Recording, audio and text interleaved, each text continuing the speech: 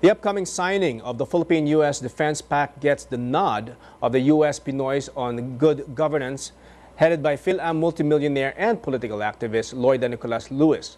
Loida is in the country for some appointments that include the 300-person state dinner she'll be attending to welcome President Obama to the country. Claire here caught up with the influential businesswoman over the weekend. Mrs. Lewis weighed in on issues that involve the Philippines, particularly its territorial dispute with China. Let's talk about the Scarborough Shoal and the China and Philippine row. How is your group standing up to China, and how are you making your stance known to the world? Scarborough Shoal has always been part of the Philippines since the time of the Spaniards.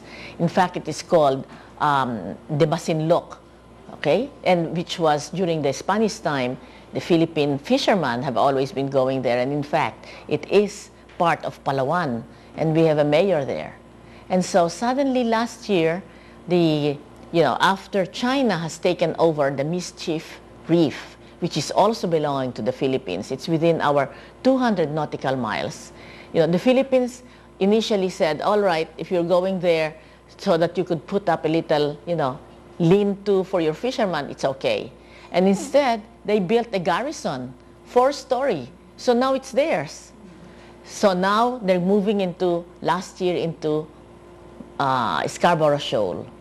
And when our Coast Guard accosted their fishermen because they were, fishing species that should be protected, century-year-old clams, okay? And we tried to stop them. China became so, high and mighty. And so we had to release the Chinese fishermen. And from that time on, their gunboats have been patrolling and sending off our fishermen. So they call it Carburo, Scarborough, so Carburo Shoal. And our fishermen can no longer fish there. So that's another act of, for me, imperialism. China is slowly eating up. Yung unti-unti tayong kinakain. And you will say, that's our only shoals, reefs. Ni walang taong nakakatira dyan. And during high tide, walang tao dyan. It's not that. It is that under that, we have billion barrels of oil, trillion cubic feet of natural gas. Napakayaman ng Filipinas. But unfortunately, we don't have the money to explore it. We don't have the facility to explore. It's China who has it. And when they found that there is this much oil and natural gas, and China is moving up in this world, they have 1 billion people that are going to become middle class, and therefore they need energy. So, anong sasabihin nila? Sa amin yan. Now, how has your efforts regarding the Philippine-China row, how has it made impact in a larger scale?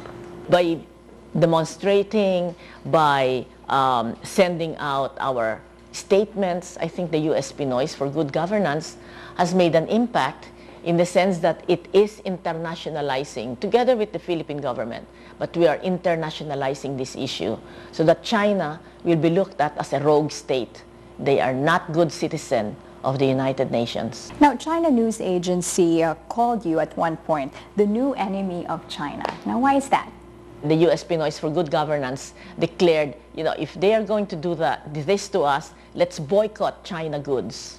And so it was featured in, at that time, we invited the press, and China News Agency was there. And so when they heard us behind, boycott China goods, they put up this television program because I used to have business in China.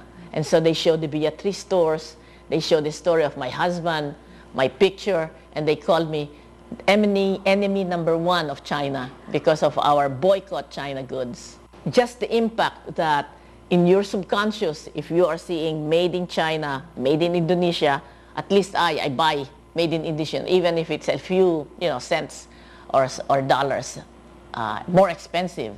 But it is my own way of showing I will not be submitted to this hegemony, this imperialistic urge of China. That is my own way of fighting them personally. Now that's one admirable lady. That was an interesting conversation you were having Yes, there. definitely. There's actually more to that because in connection to the Obama visit, I just wanted to add that their group, the Filipino Americans organization, they're recommending for President Aquino to ask of the Obama administration when he comes to visit two recommendations. One is a temporary protected status, which basically will allow Filipinos living in the U.S. who are not there legally to be allowed to stay there legally, provided they can prove that they were affected by Typhoon Haiyan. So this TPS was given to Haiti back in the earthquake, when the earthquake happened. So now they're recommending that the Filipinos will have the same privilege. The Filipinos living in the U.S. will have the same privilege. And another one they're recommending, this is interesting, Rod, is drone technology. Ah, all right. So enable that should be interesting. That should be interesting. So we'll see if these recommendations will be brought up and if they will be granted by President Obama. So we'll have more on that interview tomorrow. All right. Well, we hope that he signs that. He signs it on paper. Exactly. We'll look forward to that. Okay, we'll hear more from Loida Nicolas Lewis. Claire talked to her about some other issues that, of course, concern Philippine and U.S. relations. We bring you that story tomorrow. And like I was saying, Loida Lewis's group, U.S. Pinoys for Good Governance, has a few recommendations it plans to take up with President Obama. So aside from asking the American president's full support for Manila's territorial claim, she believes that this is one important issue, the TPS. First of all, is the one that's pending in front of the Homeland Security, which is, it used to be called INS, Immigration and Naturalization Service.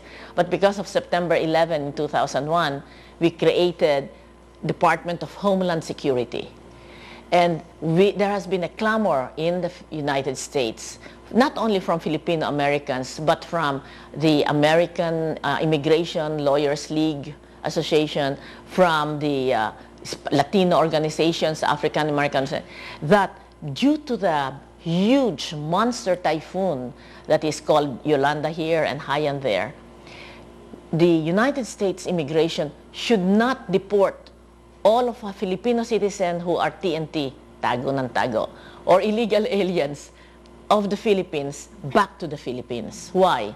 Because immigration law says if there is civil war, if there is a huge disaster in a country, by sending back or deporting its own citizen back to that country that has just suffered, you know, a natural calamity, you are adding more problems to that country. And so with Haiyan or Yolanda, we are requesting the U.S. government give us temporary protective status. Aside from dealings with the Philippines, the Obama administration also has in mind some of the world's pressing concerns.